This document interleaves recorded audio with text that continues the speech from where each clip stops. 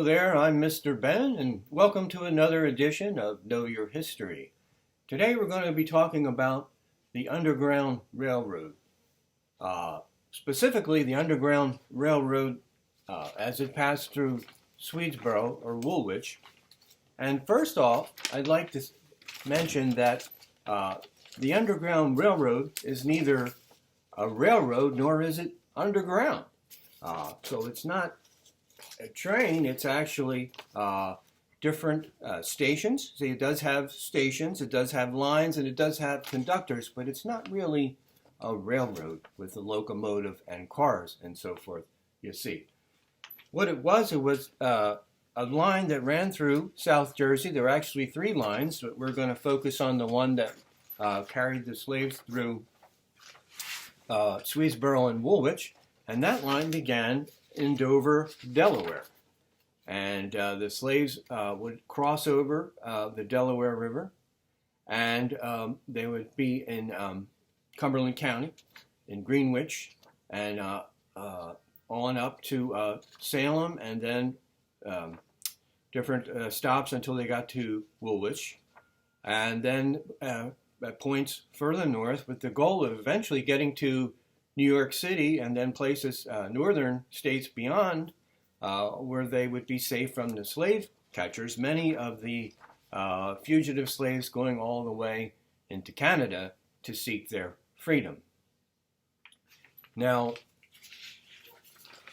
crossing over the Delaware, you of course would need a boat and somebody to row that boat. And so at Dover, they would arrange passage to cross the Delaware when it was safe. And these boats would be equipped with signal lanterns, blue and yellow lights they would flash, and then when they received the same signal on the Jersey shore, they know it was safe to row the fugitives across the river. Now on the other side of the river was, in Cumberland County, was a town called Springtown, a couple miles near Greenwich. And Springtown was an African-American community of long standing, and here the slaves could find refuge in the Bethel AME African Methodist Episcopal Church and the surrounding homes of the people who lived and attended this church. Plus, Springtown is surrounded by woods and swampy areas, so it was an ideal place to hide an escaped slave. Now, one of the operatives, one of the conductors on this line was one Harriet Tubman, the famous abolitionist and herself escaped slave from Maryland, who went back, made many trips back to the South to rescue her family and others seeking freedom, other slaves, and take them north. And she lived in Springtown from about 1849 to 1852. Now, one thing that was complicating the Underground Railroad was the passage by Congress of the Fugitive Slave Act as a compromise to the slaveholding states. And that meant that everybody, by federal law, was supposed to help the slave catchers return their property to the rightful owners.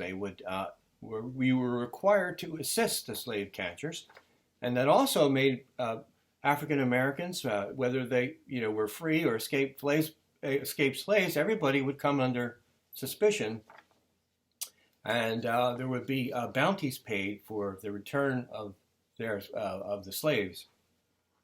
Now, that notwithstanding, that didn't intimidate two Quaker sisters who lived in Salem, and this is their house on Market Street, and they provided shelter, clothing, food, and they were also conductors on the Underground Railroad at this safe house, which was their home. And this is a drawing of Abigail Goodwin, and she lived from 1793 to 1867. So she lived long enough to see the final elimination of abolition of slavery in this country. Now from Salem, they would make their way to Woolwich. And in Woolwich, there's a church. You may have driven past the Mount Zion AME Church on Garwin Road in Woolwich. At the time, that was called Hendrickson Mill Road. And the church was built in 1834, and it was a prominent stop on this line of the Underground Railroad. And here is a sign outside of the church denoting that fact. Unfortunately, somebody absconded with the sign. It's not there anymore. But if you were to walk in the church, right in the vestibule, and lift up the carpet and a trap door, you would see this 3-foot by 4-foot space which led to a crawl space under the church where escaped slaves could hide from the slave catchers, right there inside of the church. Also in Woolwich, there is a little log cabin with the very long name of the Martinson Van Leer Shorn cabin, which at one time was on a plantation, if you will, or farm, on the north bank of Raccoon Creek in Woolwich. And this little house, it may have been a slave house, slave quarters, it may have been just a granary or an outbuilding of some sort, but it's always been rumored to have been a stop on the Underground Railroad. And this was in its original location on the banks of Raccoon Creek, but now in 1989 it was moved to its current spot, which is at New Sweden Park, just behind Trinity Church on Kings Highway in Swedesboro. And you can go see this historic building. It's believed to be had to have been built about 1750, but it might be even older. It might have been built in the maybe as far back as 1600s, late 1600s, I should say. Well, with the coming of the Civil War, when the Civil War erupted, the Underground Railroad ended. But many African American young men decided, and old men decided, they wanted to help win freedom for their enslaved brethren in the South. And so after 1863, with the passage of the Emancipation Proclamation, many black soldiers enlisted, and they were formed into segregated ranks, regiments of soldiers, infantry, cavalry, artillery, but they were under the designation of United States Colored Troops, USCT troops. Now, there are 9 of those soldiers buried in the AME cemetery, that Mount Zion Cemetery, just a couple hundred yards behind the church. There are 9 soldiers and 4 sailors who served during the Civil War, as well as escaped slaves also buried, and 2 of the operators, Jubilee Sharper and Pompey Lewis, who were conductors on the Underground Railroad and helped the fugitive slaves to escape. They're believed to be buried here too, but they in unmarked graves. Now, one of the soldiers buried in Mount Zion Cemetery is William Bond. He was a private in the 22nd USCT, and he died in, he enlisted when he was 18 years old in 1863. He died at the age of 56 in 1901, and he's buried here. Now, interesting thing about his regiment, they had an interesting banner. The regimental flag looked like this, and it depicts an African-American soldier about to bayonet a rebel soldier, and the motto at the top, it says Sic Semper Tyrannis, which is also the Virginia state motto, which means thus always to tyrants. Now, this regimental banner was in response to the Fort Pillow massacre that occurred in Tennessee, when African-American soldiers and their white officers were killed after they had surrendered. And this is a bit of a role reversal here on their flag. Now, William Bond's father, George Bond, he's not buried at Mount Zion. In fact, he's buried at the National Cemetery in Hampton, Virginia. He died from wounds received in battle during the Civil War. This is William's father, George Bond. And so you have father and son. He was in the 8th USCT, George Bond was.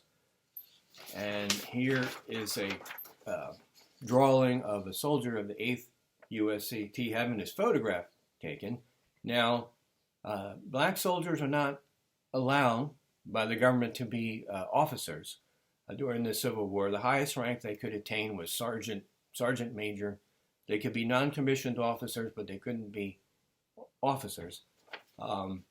Nevertheless, many thousands served in the ranks and changed people's opinions. Many people didn't think that blacks would fight, that former slaves particularly would go against their former masters, but they proved to be indispensable to the winning of the war for the North.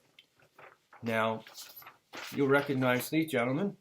Frederick Douglass, the abolitionist, famous orator and statesman, spokesman for enslaved people, and he befriended Abraham Lincoln, of course, president, and helped influence Lincoln's policies, particularly the passage of the 13th Amendment of the Constitution, which was ratified in 1865 by Congress, finally ending slavery in America for all time. Now, it's estimated that about 100,000 slaves made it to freedom via the Underground Railroad. Now, that sounds like a lot, but it's not really. It's only a small fraction of the number of slaves. I mean, in 1860, there were 4 million slaves in the South.